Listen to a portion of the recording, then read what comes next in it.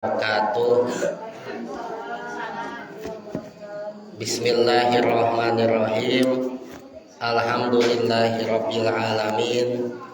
Asyhadu an la ilaha illallahul malikul haqqul mubin. Wa asyhadu anna Muhammadan abduhu wa rasuluhu shadiqul wa'dil amin.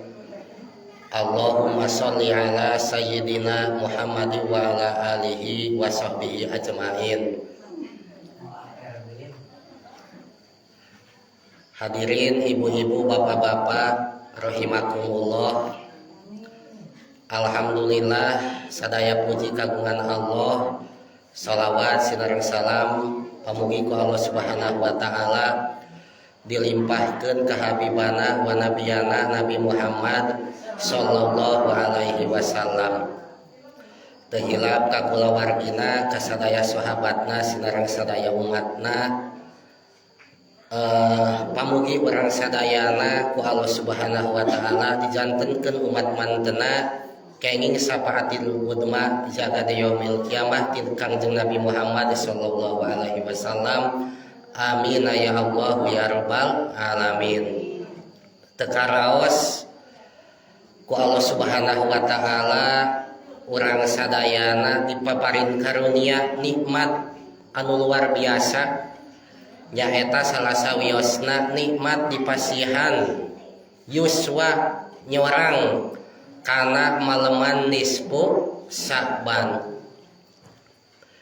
Upami secara harfiah nisfu teh satengah, upami Sya'ban teh sasi Sya'ban atanapi upami galib saur bahasa urang mah ruah.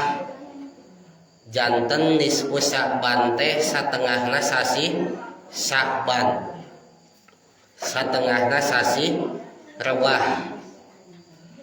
Nah hadirin ibu-ibu, bapak-bapak, sateu acan ngababar atanapi ngabahas amalan anu biasa kawarid dilaksanakeun ku para guru-guru urang anu ti parayun peryogi kauningan kusadayana sami simkuring oge etang-etang ngapalkeun bahwa maleman nisfu Sya'ban teh nyaeta maleman dipintonkeun atawa ditunjukkeun amal-amalanana manusia ku para malaikat ka Gusti Allah. Janten nisfu Sya'ban teh dina maleman nisfu Sya'ban nyaeta dipintonkeun atanapi dipertontonkeunana amal-amalan urang ku para malaikat ka Gusti Allah. Janten kieu dipertontonkeunana amal-amalan urang teh aya anu sadinten sawengi 2 kali. Sadinten sawengi 2 kali teh iraha ti kawit salat subuh, ti kawit subuh dugi ka asar. Tah amal-amalan urang ti kawit subuh dugi ka asar ku para malaikat ditontonkeun ka Gusti Allah dina waktos asar. Seueur mana amal urang sabada subuh dugi ka asar. Nu kadua nyaeta dipertontonkeunana amal urang ti kawit asar dugi ka subuh. Janten amal-amalan urang ti kawit asar dugi ka subuh dipertontonkeun deui ku para malaikat dina waktos subuh. Janten sadinten sawengi teh 2 kali.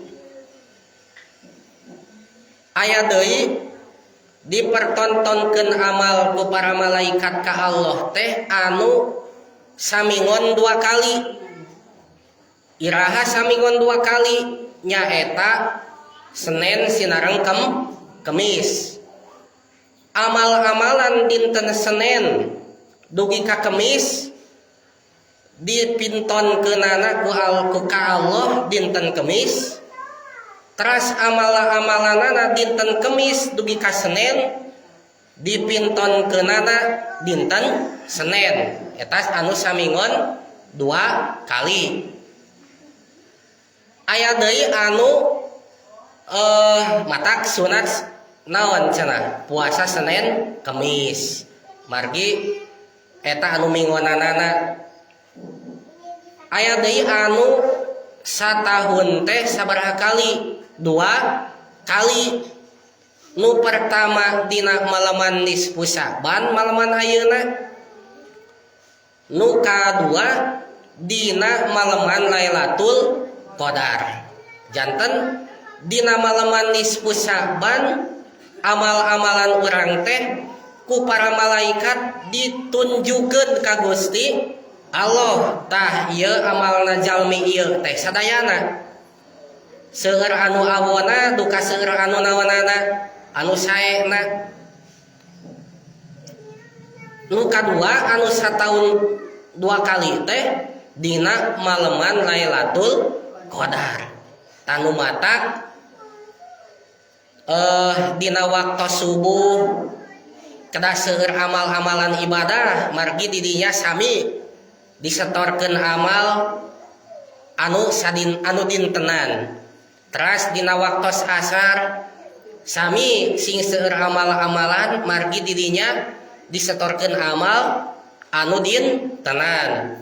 Teras dina dinten Senin sareng Kemis sunat puasa Senin Kemis margi eta setor amal anu samingon 2 kali. Saterasna dina malaman nisfu Sa'ban sareng dina malaman naon cenah Lailatul Qadar eta oge sami sing seueur amal-amal ibadah margi dina eta malam nisfu Sa'ban ayeuna teh sinareng malam Lailatul Qadar disetorkeun amal anu satahun 2 kali. Tah ibu-ibu bapak-bapak sadayana rupina mah sakitu sekilas tentang nisfu Sa'ban.